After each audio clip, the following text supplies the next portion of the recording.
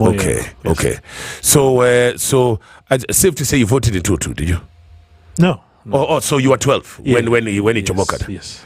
All right. So suffice it to say, you didn't experience anything. Yeah. Okay. So obviously, then. No, but we did experience as a family. We did experience because it so happened that in '82, yes. Remember '82, right. They attempted. There was a coup. Yes. Yes. Was it a coup really or attempted? Anyway. Yes. Potato. Yeah. My dad was among the people who were actually jailed. He was in the Air Force.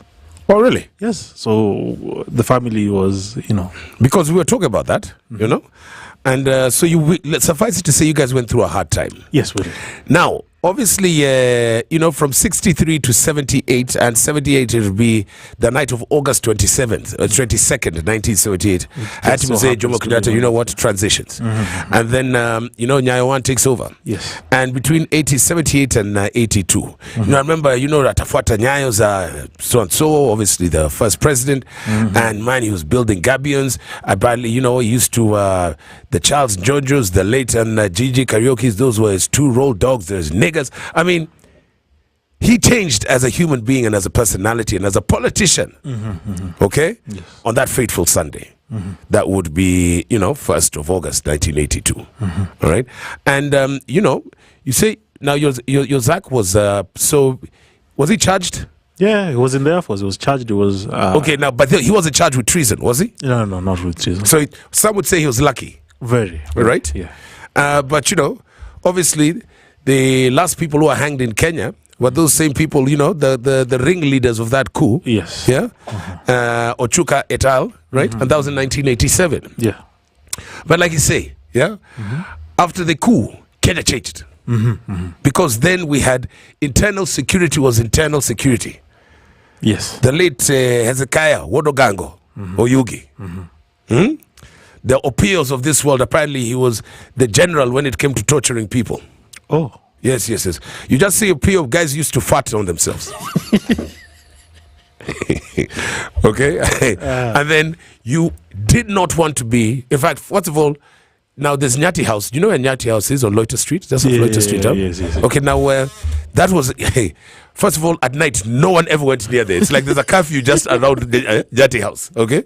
And then also during the day, you'd see people, like they'd cross the street, even if you go to the next building, you cross the street, they'd cross their side because it's like somebody could just get a fishing hook and then yank you into the building, okay? Yeah. The paranoia and the fear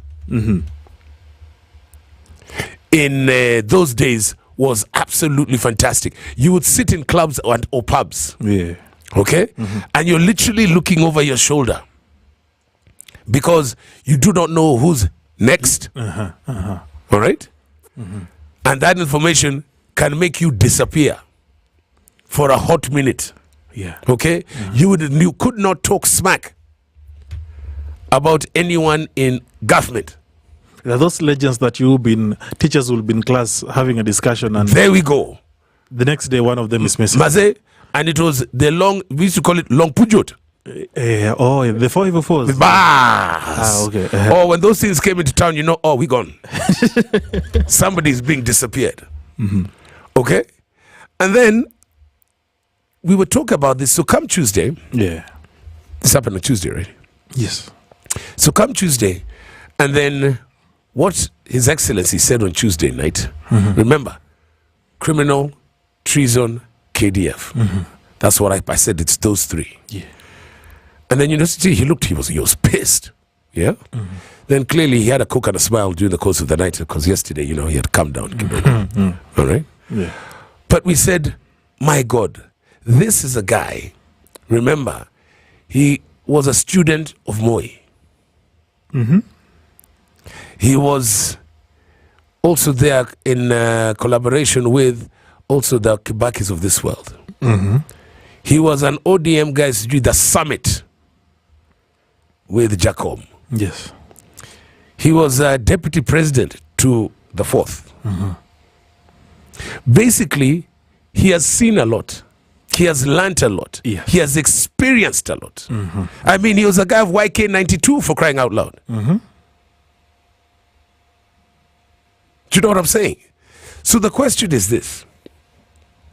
Do you think, because of the way now people are behaving, that we are getting not only the paranoia and or the fear, but the dictatorial tendencies of former regimes? That's a question that we want to ask you. Obviously we've turned over the platform to you. Yeah. Share your thoughts. The numbers to dial are 0719012600. But just to set the scene for you, this is what LSK President Faith Odhiambo Yes. had to say. Listen to this. You saw that? Yeah. Lots of abductions. Lots of Many of them unaccounted for. Yeah. What's going on?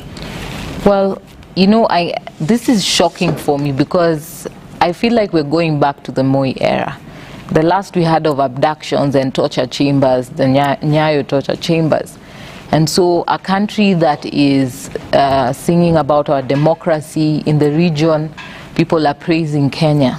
But to see such abductions coming back, the Billy story or Guda's story, we're looking at Dr. Austin's story that we still had to go and give press conferences, Harriet, who was later released, Frankie, who was later released, Shad, who was also later released, but Caliph is still unaccounted for, Osama is still unaccounted for, and a bit more of others, and also Makaore, who is also unaccounted for. And just later today we got a distress call. The president of the Kenya School of Law was also abducted, of the students.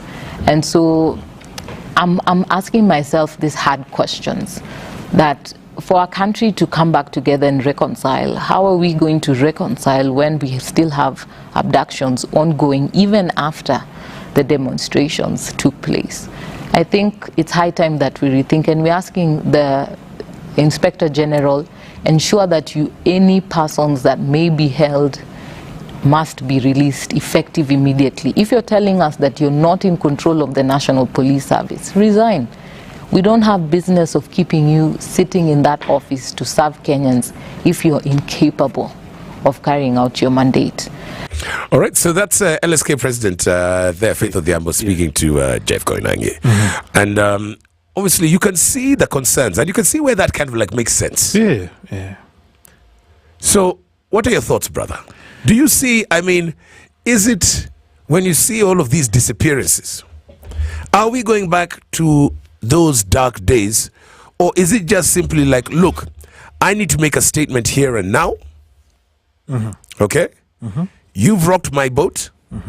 Let me make a statement, and then it is smooth sailing.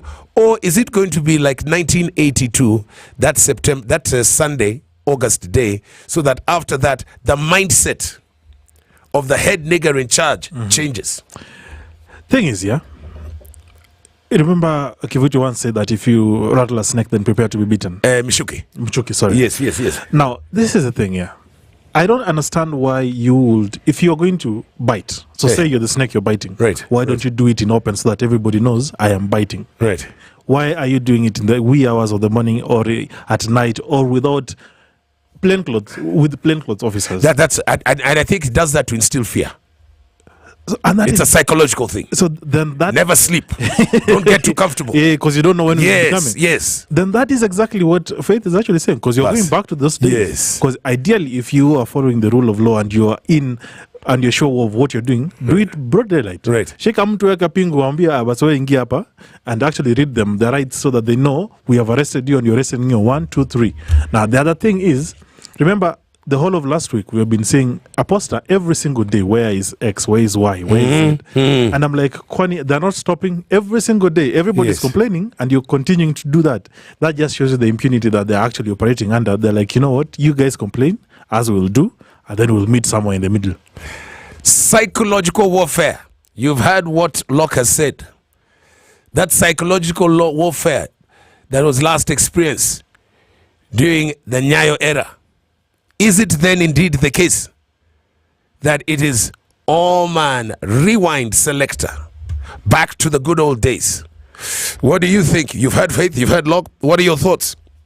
0719012600. We're also on YouTube Live. How do you do that, boss? SpiceFM KE on YouTube. All right, let's talk to you. Remember, we've turned over the studio to you, man. Ongea, express your thoughts. Spice, good evening. Yeah, good evening, Mr. Kwach. How are you? I'm very well. Are you keeping safe in Nairobi? Oh, we are. It's just trying to keep warm is the problem, man. Yeah, but safe. We are keeping safe. Where are you, and to whom are we speaking with? Yeah, my name is Kiplagat. Oh yes, Kiplagat. Good evening, Baba. Where are you calling us from, brother? I'm calling from Eldoret. You people had a lot to say, my friend. I mean, we were trying to enjoy the space that we thought we were afforded by the Constitution 2010. Yes.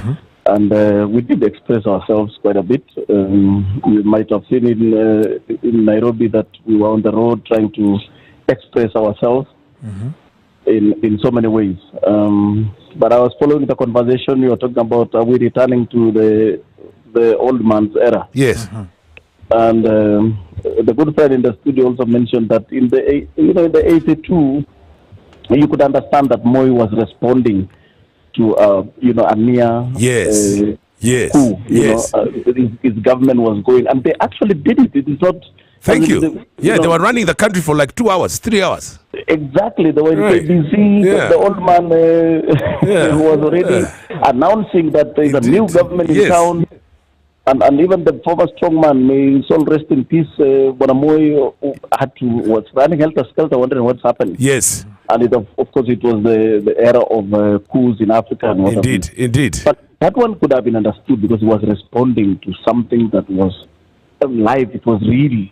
Guys with guns, the military wanted to take over and everything. Right. What I don't understand now, that the same tactics that were applied just post the coup, we are seeing it on the streets now.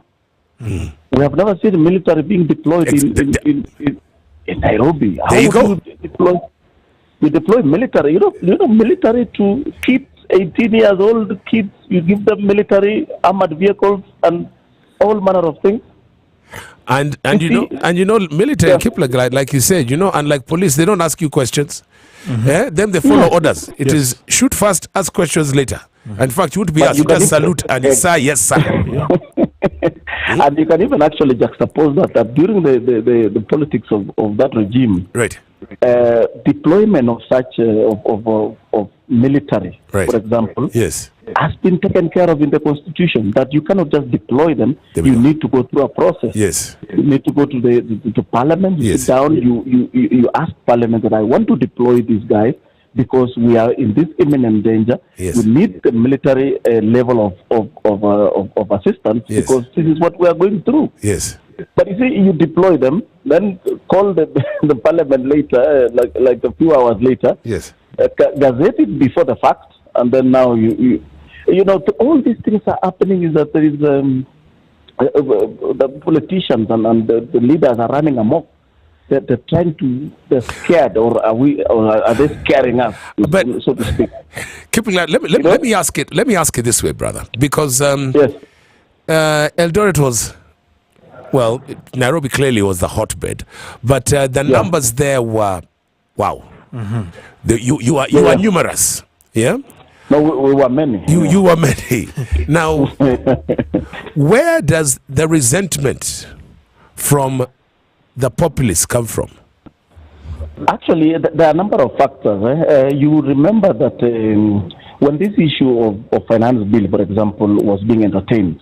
From different quarters, people were proposing things, and we know that our good president has and still has great plans for the country. We know he wants to build more roads, he wants to build dams, he wants to fix all these things, he wants to get employment, all these manner of things. We are aware. Sorry, Baba, let's do news. We're calling you back. All right, okay. Sugar and spice and everything nice. Oh yeah, SpiceFM. Spice up your life. It's now 5 p.m. Get effective relief from strong pain with Panadol Extra. Panadol. Relief starts here.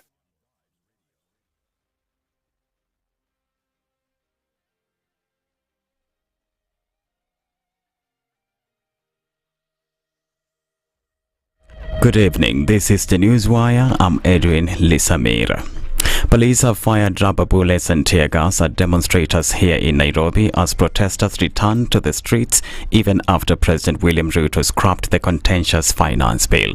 Dozens of protesters have gathered in the CBD as soldiers and police in anti-riot gear block access along roads leading to State House and Parliament.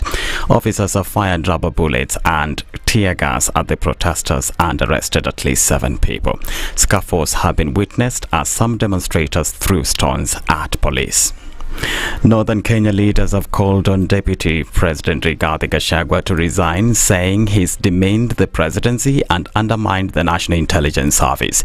Led by Dadaab MP Farah Maalim, they allege that Gachagua is attacking the intelligence boss Nordin Haji because he foiled his attempts to destabilize the country using the anti-finance bill protests.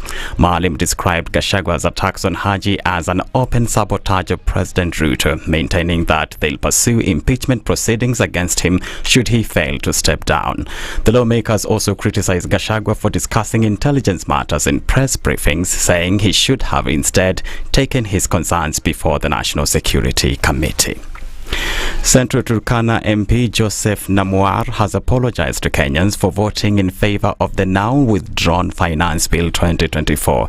Namuar, who is a UDA party member, says the move by President William Ruto to decline to sign the bill into law has paved way for dialogue. He's pleaded with his constituents for their pardon.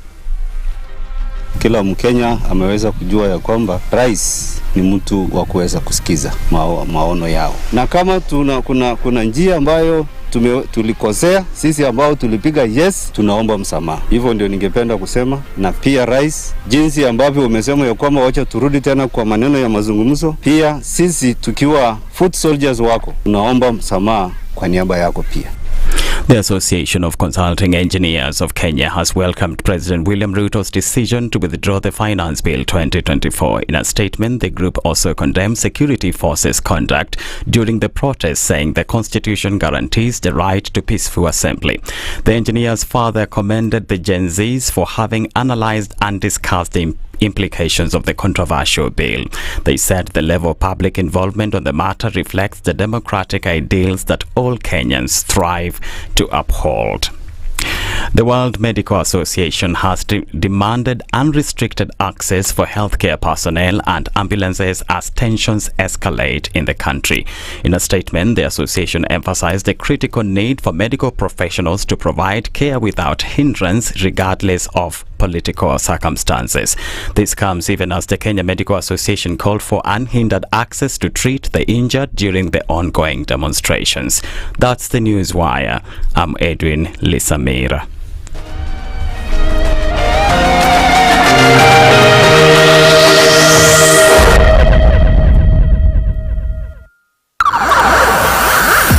Vibes Radio, the home of reggae.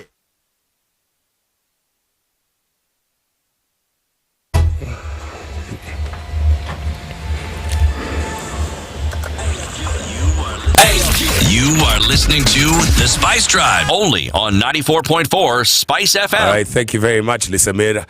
It's like people wait for the dusk. It's not like now it's when Kenyans are waking up. But, you know, the numbers to dial are 0719-012-600. And we are live on YouTube and, of course, X. And that is SpiceFM KE.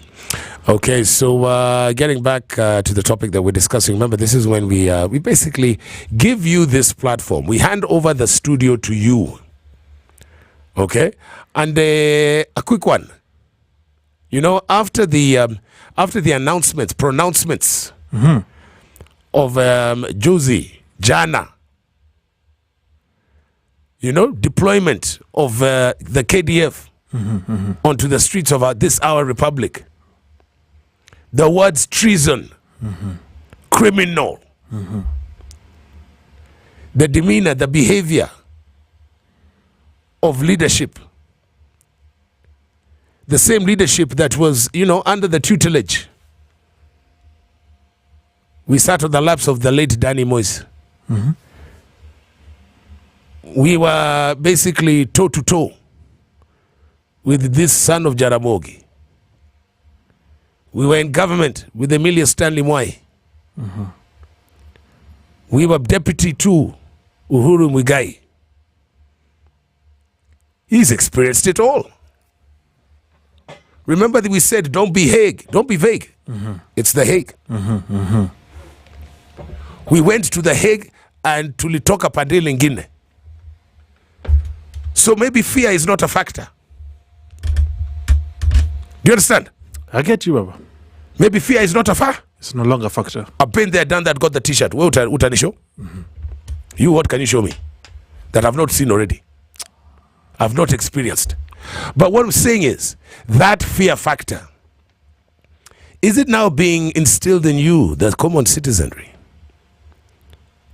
We have people who are being, in the wee hours of the morning. You're being picked up from digs. Guys are being swept off the streets. Some still not yet been seen, no? Yeah, some are still unaccounted for. Is that fear the fear that Nyayo first experienced and changed the course of our political history on that Sunday in August of 82? Could that fear be coming back with this administration? We were having a conversation with Kiplagat. Kiplagat, my brother. Yes. Sorry, man. We had to do the news. And, I Kiplagat, we were saying, because Eldoret, the anger, because you see, Eldoret is home ground, bruh. Yeah, it's the county where the president is coming from. Exactly. Yeah, but again, that's where we're going to understand that after the promulgation of the new constitution, it really didn't matter where the president is coming from. It doesn't matter whether the member of parliament or whoever it is, or the governor. It just said that the president is the president of the entire country, and if there are things that is not doing right, even the people of Eldoret are feeling it. Remember, we're just from a planting season where people from this side of the rift really suffered because of fertilizer that was fake. You remember that? It was the news all over the place. Yes. And you can see, even in the proposals that were in the budget this year, there's money which has been allocated to subsidy for fertilizer. And we have not finished the case about the Minister for Agriculture, who presided over the distribution of fertilizer, and we were taken into a charade of I did this, it was the content of the fertilizer was this. These are some of the things that make people really angry. That why in 2024, why are you taking people to be idiots or stupid? We know, and some of us are farmers. We saw. I mean, I got some packets of fertilizer that was literally sand and stone. So a lot of this anger stems from the fake fertilizer. No, I'm saying it is just contributing to it's a litany of some of these things. Okay, but what are the main things? What are the main things that those people on the ground, wananchi? Because if you talk about counties, and fine, as much as you say whatever, since we promulgated that constitution August in 2010, right? But but that county, I'm sorry, is the one that aside from Nairobi, people came out the mostest, and expressed their anger the loudest.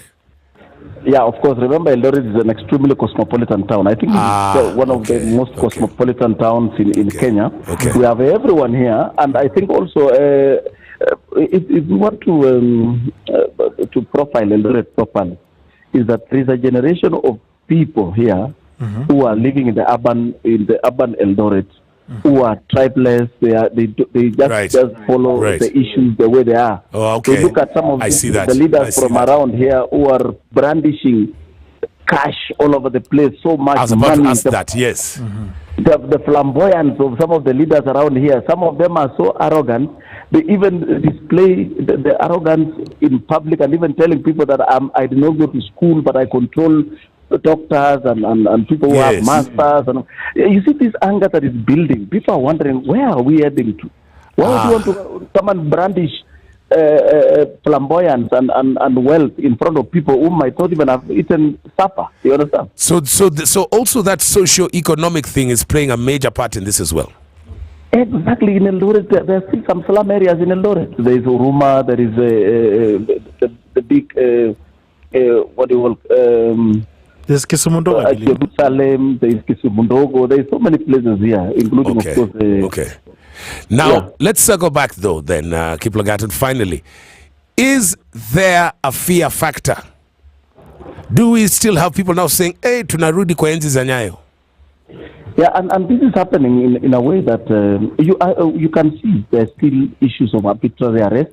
Yes. We have seen abductions. People are being abducted. They are Yes. being driven in the middle of night in dark vehicles Yes. without trial. They are not even being offered an opportunity for legal representation. The suspects are held beyond the legally mandated, Yes. 24 hours before they are presented in a court of law. Right. And some of them are released without charge. And you wonder why the populace is getting fearful. I was listening to some guys on the internet last evening. Yes. Was it X or something? Yes. And someone was even saying, please, if you don't hear from me again, maybe they have come for me. Wow. Because it is looking like Wow. if you become very vocal, you don't know who is listening to you. You Yes. don't know who is following what is happening and everything. Yes. It means there's some level of fear mongering that is being either being meted against the populace. public. Yes. But at the same time, there is the strong man politics of saying, I am the one who knows it, I know it, I will do whatever I want to do. So did you follow the issues of public participation in terms of the budget? It was just a mock campaign. Everything that people said, no, we don't want this, let's not do this, let's not do that. And it was brought in the budget, and you can hear the budget is having a lot of elements. So the wife, the spouse of the president, deputy, or I don't know, confidential, right, and all these things. And then we say, no, we have no money. Okay. Please, let's give us more. We have no money. I hear and you. we're all over the place showing. Listen, Kiplagat. Yes. Thank you, and thank you for your contribution. But so finally, you do say we are indeed going back to the dark days. All the indicators are all there. You can see the military are out. Okay. Are you afraid? Oh, well, I'm not. I mean, I'm a free man. I'm not afraid. You see, we have reached a level where I'm no longer. I'm not afraid as a person because I'm in a space where. No, I'm talking about are you afraid for our country, brother, not for yourself. Oh no, yeah. Okay. No, for the country, I am happy that we have reached a point where the populace can rise with plain arms and just handkerchiefs and water, all right, and say, no, we are not going to allow you to do this. And I'm happy that the president actually stood and said, I concede that I should have listened to you more. I should have followed what you have said. I should have afforded you an opportunity to express yourself. So we have no fear. In fact, we have crossed another bridge that we are now in a space where we can negotiate. All right, and brother. let the people say something. Yes. Kiplagat. You be strong and keep it safe, man, and keep it spice in Eldoret. Let's talk to you, Gloria. Good evening. Good evening. Where are you calling us from? I'm calling you from Ruiru. Okay. I was about to ask where's that. Yeah. But then, so. I'm an advocate, yeah. All right. So now I understand that Esquire, you are an elected council member of the Law Society of Kenya. Yes, you as the LSK, you've been at the forefront of making sure that at least as far as certain arms of government are, they should be behaving and try to keep them on the straight and narrow as much as you possibly can. Now, your president, all right, basically came out and said that by her estimation and with recent events, she sees that we are going back to the dark days of the Nyayo era. Does one agree? We actually do agree with that because what we see happening is very strange. We read this in our history books and we never experienced it as such. Our grandfathers are the ones who experienced it. Wow, and your now, grandfathers. Go on. I am close to the Gen Z generation. So they are the ones who experience this, and we are wondering where are we as a Kenyan society that we can actually go back to the Nyayo era at this time and age where we say democracy. We are the leading countries in Africa where democracy is really appreciated in Kenya. But however, whatever has been happening around the country for the past 2-3 weeks is very bizarre, and it's actually threatening our democracy as a people. So, listen, this might sound like a simple question, but I think it's the hardest one to figure out. So, what is the way forward? Because as far as the regime is concerned, as far as we can see, brother, it's that fear has to be a factor. Fear has to be a factor so that lazima utaniheshimu. And the only way utaniheshimu is if I instill the fear of the Almighty into the said persons. But of course, from the legal perspective, you're like, surely we are not following the procedure. Yeah? Yeah. What is the way forward? What are you guys, are we sitting down with the regime, or tell us? Okay, so one thing we have to accept is that abductions are not right. Actually, the elements of abduction is it's done so in secrecy, and the ones who are taken, they are taken to a place, a confinement that is not in gazetted areas. What do you mean by gazetted areas? These are police stations where someone is supposed to be confined legally. So what we have been seeing is that the police right now are using actually ATPU methods. ATPU is those anti-terror police unit methods on the protesters, which we are actually saying it is not right. For protesters, peaceful protesters and people calling for protests these things should not happen. Another thing that maybe we are saying right now, the president said yesterday that his government is not responsible for it. On Monday, I had accompanied Boniface Mwangi, Hussein, and Halifa to DCI headquarters. Yes. And the director said it's not them who are doing this abduction. But the question we are asking them, if it is not them, who is responsible for this criminal act? Nobody, the government is silent on it, and we see when there's criminality happening anywhere around Kenya and there's arrest and national security is threatened, they're usually the first ones to speak out, and we usually see those people who are said to be criminals in that area, they are arrested immediately and taken to court. Right now, they have not been taken to court, and the president said that very clear yesterday. The IG is sleeping on his job, and we are asking if he can't investigate these matters and get the people who have been doing these abductions. I think it's time for him he's not fit for the job. I think he should do an honorable thing and resign. And we are, as a Law Society of Kenya, we are actually filing cases against them responsibly because our individuals, we are holding them accountable for what is happening in the country right now. Wow, that's a lot. Yeah. Now, as far as his resigning, that's not happening. But listen, that's not happening. Yeah. But for the uninitiated, because like you said, these people are taken to unsanctioned areas, and they are by people or individuals or groups of or a force of people who behave like the anti-terror police unit, right? Yeah. And obviously their job is to either extract information or instill fear. For these guys, and you've sat down and asked them questions. Now, what do they go through?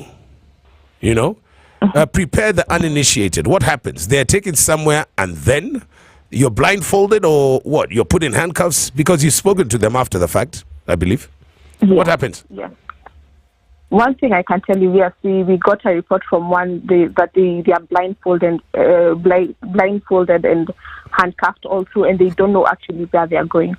On Sunday, I was able to see Austin immediately. He was released. He came to the Nyeri police station, and I can tell you he was a shaken man. Austin, the doctor, he was a shaken man. He was not able to talk, and we gave him time to go and rest.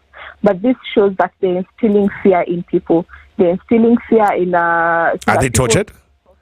Physically, though?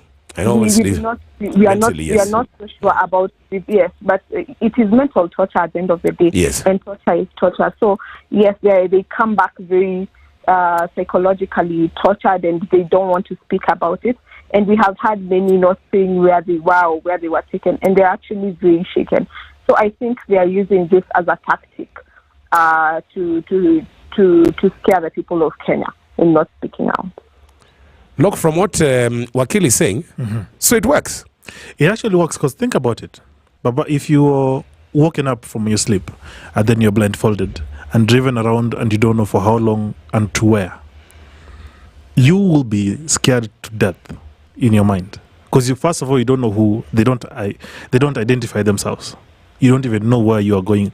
And this you know as no, I'm just from speculation. From the stories, from the stories that you get, and because even when and by the way, we have to appreciate you, LSK, for fighting for the people who have been abducted and finding them and actually bringing them back to the society. But thank you very much. From what you can see when they are doing this, you can see that the people who actually come back are not able to speak and say, "Oh, nilishikwa nikapelekwa Kilimani." See the way you can say, "Oh, nilishikwa nikapelekwa Langata." They are not able to even express themselves, which means the mental bit of it is way, the damage is I think you'd rather even be beaten, because then we can see your arm is broken. The mental bit, you cannot quantify just how much damage they've done. Wakili, freedom of speech. Yes. It's been eroded, right? Do you see it coming back honestly anytime soon? Speech, expression. Well, and that's why we are encouraging the young people who are going out on the streets. Let's speak freely, because the only time the freedom of speech is limited is when you're spreading propaganda or hate speech. So we encourage them. The government is trying to use this methods to silence us, but I think we should have a greater voice than we had yesterday to tell them that what they are doing is wrong.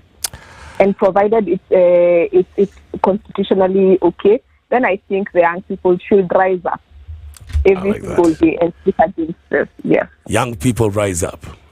Go ahead.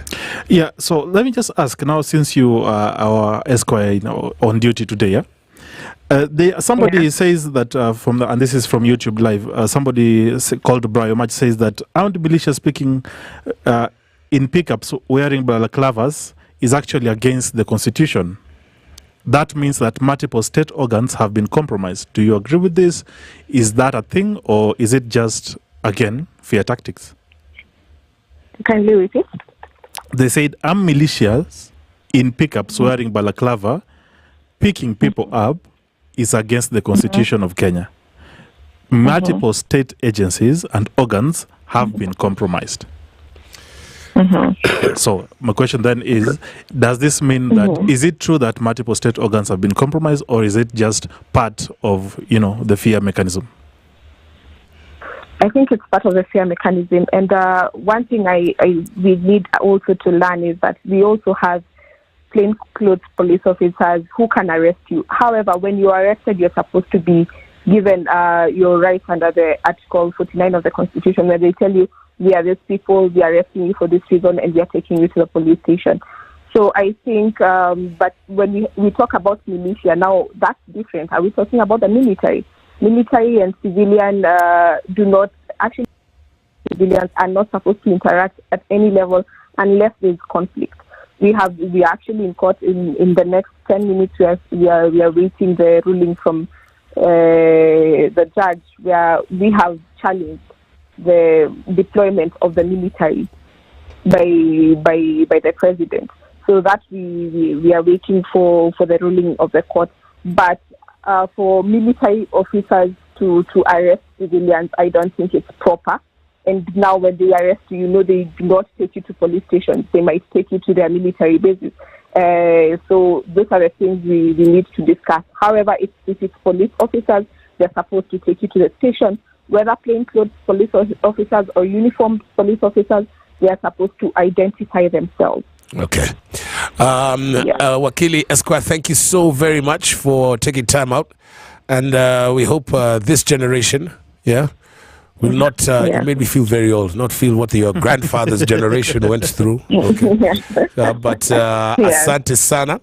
And you know what? And Godspeed. Have a good one. Hello, final call here, 0719012600 on this particular subject. Riggy G, we're going to be talking about him next. But Paul. Yes, sir. All right. Now, what is your generation, my friend? I'm a millennial. I don't understand what that means. Did you experience Nyayo? Yeah, we were kids when Nyayo was the G. So, so you did not. When you say kids, did you drink Nyayo milk? No. Yes, I did. Yes, I did. 91, 92 there, I did. Ah, okay. So, did you vote in 2002? I voted first in 97. Machungwa na Ndizi. Machungwa na Ndizi. Was it Oh, referendum or something? 205. 205, yeah. Okay. Yeah, my first Okay. vote was Machungwa na Ndizi, yeah. Now, when you sit down with the old folk, and Kina nyinyi right, sasa. bus. And then they tell you about the days of Kina Hezekiah Yugi, my brother, Kina Opio, right? Kina Kanyotu,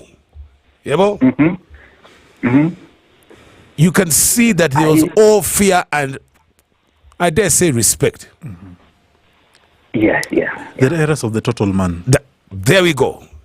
And I don't know if you've had a conversation with that same said generation now this week, but are they seeing us backsliding into the good old days, as I like to call them?